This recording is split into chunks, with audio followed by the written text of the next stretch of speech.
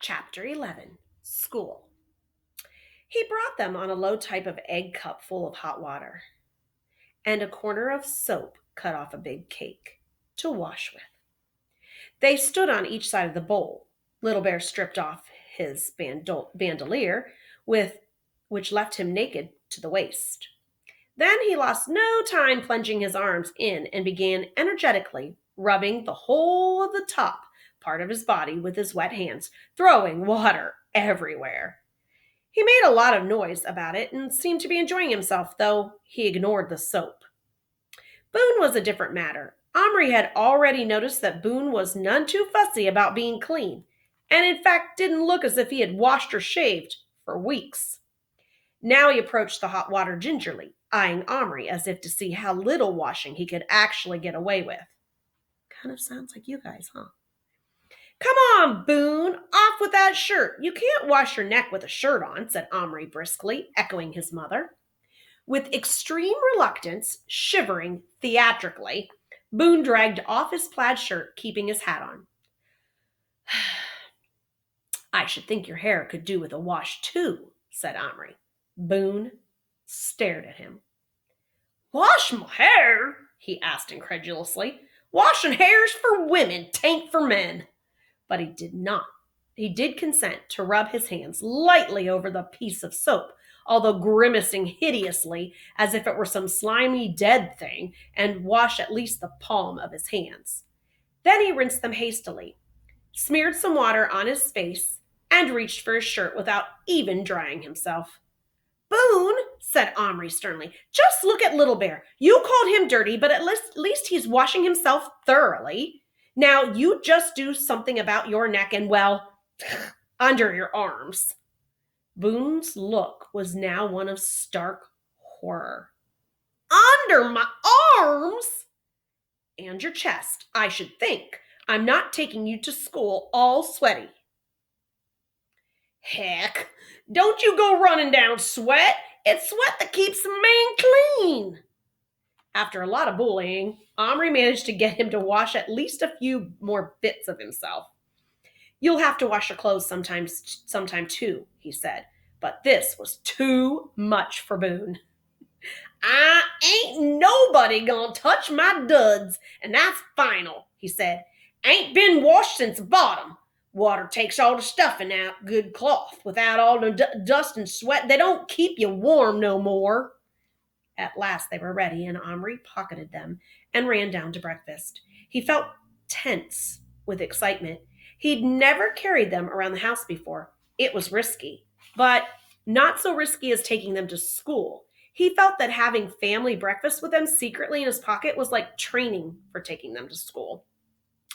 Breakfast in his house was often a dicey meal anyway, with everybody more or less bad-tempered. Today, for instance, Adele had lost his football shorts and was blaming everybody in turn, and their mother had just discovered that Gillen, contrary to his assurances the night before when he had wanted to watch television, had not finished his homework.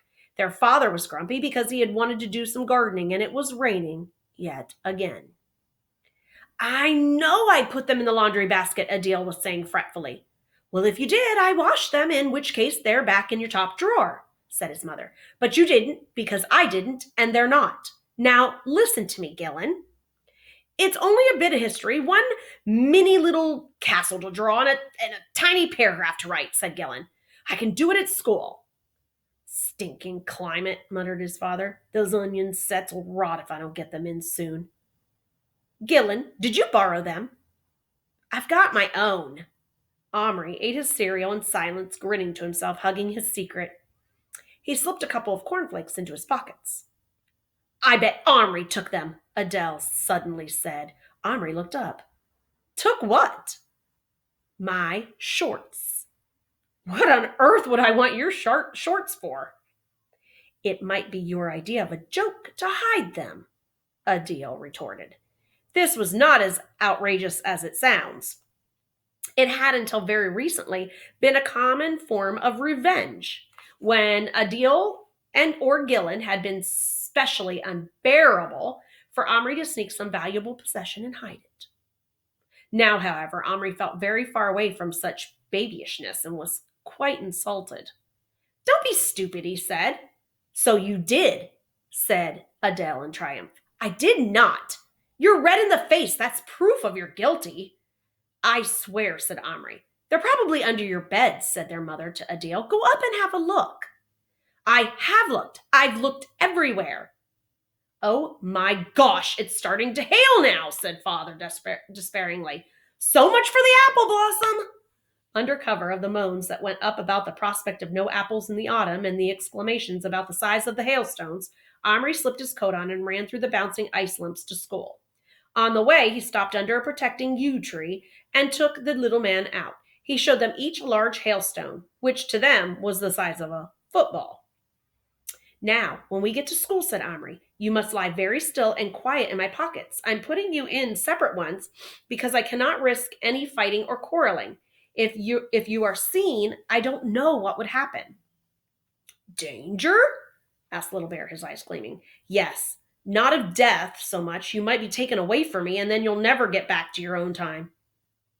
You mean we'd never wake up out of this here drunken dream? Said Boone. If that's how you want to look at it, then no. But Little Bear was staring at him very thoughtfully. Own time? He said musingly. Very strange magic. Omri had never arrived at school with more apprehension in his heart, not even on the spelling test day, and yet he was excited too. Once he had taken a white mouse to school in his blazer pocket. He had planned to do all sorts of fiendish things with it, like putting it up his teacher's trouser leg. He had a man for a teacher back then. Or down the back of a girl's neck, or just putting it on the floor and letting it run around and throw the whole class into chaos.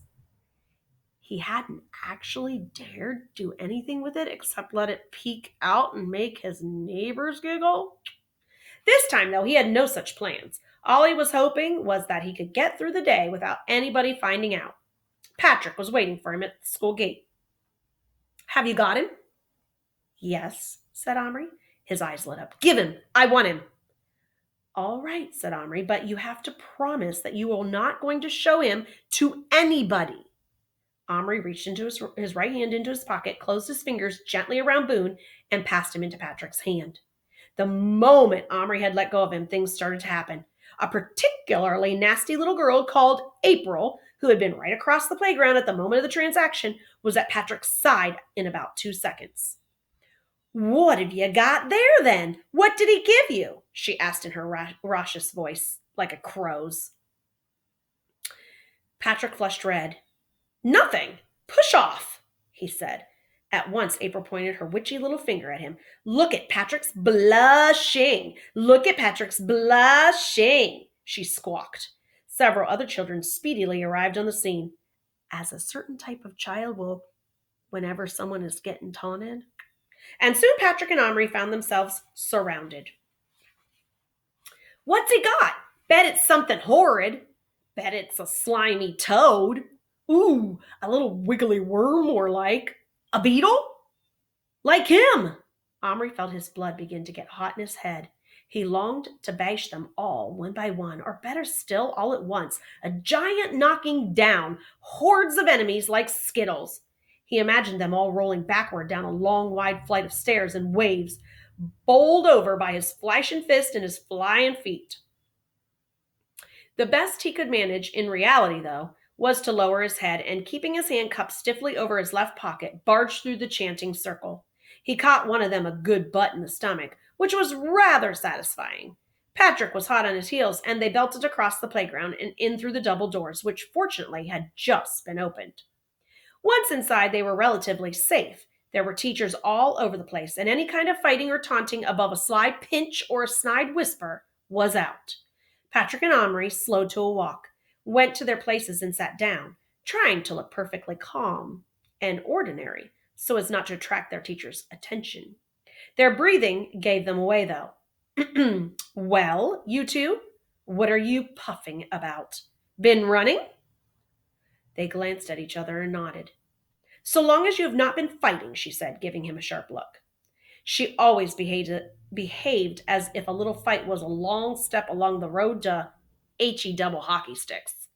Neither of the boys got much work done during the morning. They couldn't concentrate. Each of them was too aware of the passenger in their pocket.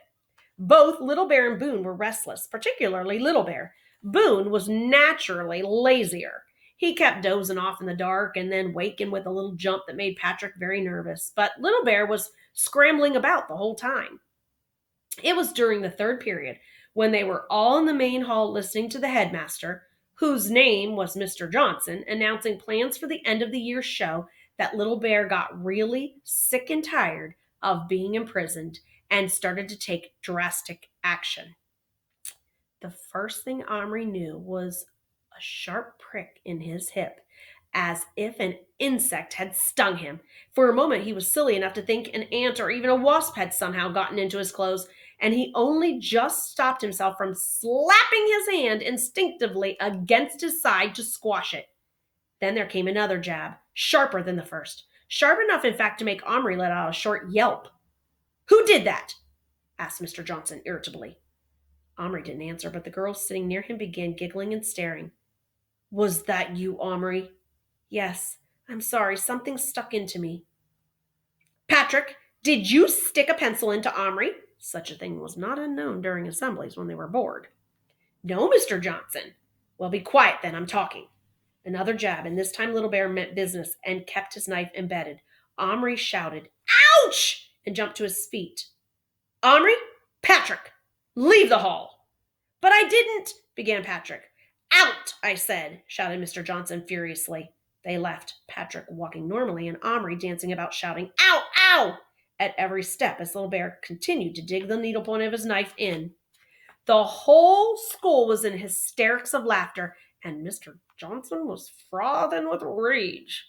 By the time they reached the swing doors and departed, outside they ran. Well, Patrick ran, and Omri performed a series of sideways leaps to the far end of the playground. On the way, Omri plunged his hand into his pocket, seized Little Bear, and dragged him out. The agony finally stopped. Safe in a sheltered corner behind some private bushes, Omri held his persecutor at eye level and shook him violently, the way you would shake a bottle of medicine. He called him the worst names he could possibly think of, and when he ran out of swear words, which was not for some time, he hissed like Mr. Johnson. "What do you mean by it? How dare you? How dare you stick your knife into me?" "Little Bear dare. Omri keeping dark many hours. Little Bear want to see school place, not lie in hot dark. No breathe, no see, want, enjoy." "I warned you you wouldn't. It is not my fault you made me bring you. Now you've got me into trouble." Little Bear looked mulish, but he stopped shouting. Seeing the evidence that a truce was on its way, Omri calmed down a bit too.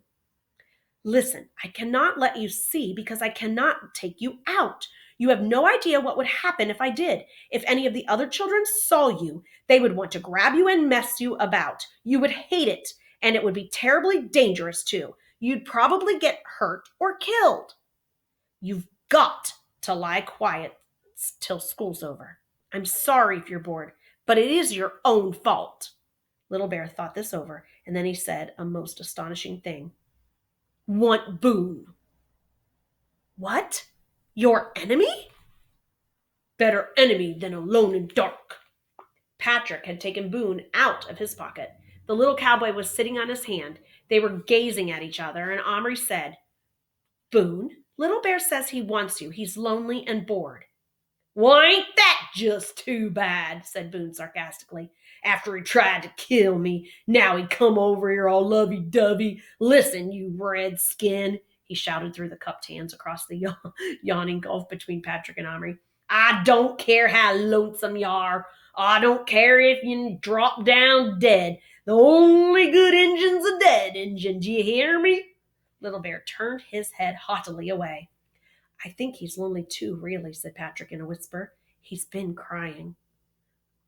"Oh, no, not again," said Omri. "Honestly, Boone, at your age." Just then they heard their teacher calling them from the school door.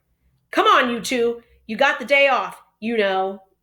Or you've not gotten the day off, you know." "Give me your knife," said Omri to Little Bear on a sudden impulse, "and then I'll put you together." With only a moment's hesitation, Little Bear handed over his knife. Omri slipped it into the small breast pocket of his shirt, which was empty and where it wouldn't easily get lost. And then he said to Patrick, "Let me have Boone." "No!" just for the next lesson. Then at lunchtime, you can have both of them. They'll keep each other company. They can't do each other much damage in your pocket. Reluctantly, Patrick handed Boone over to Omri, and then in one hand, they were face to face. Be good, you two. Try talking to each other instead of fighting. But whatever you do, don't make any noise. And he slipped them both into his left hand pocket. And he and Patrick ran back to the school buildings. Chapter 12. Trouble with Authority.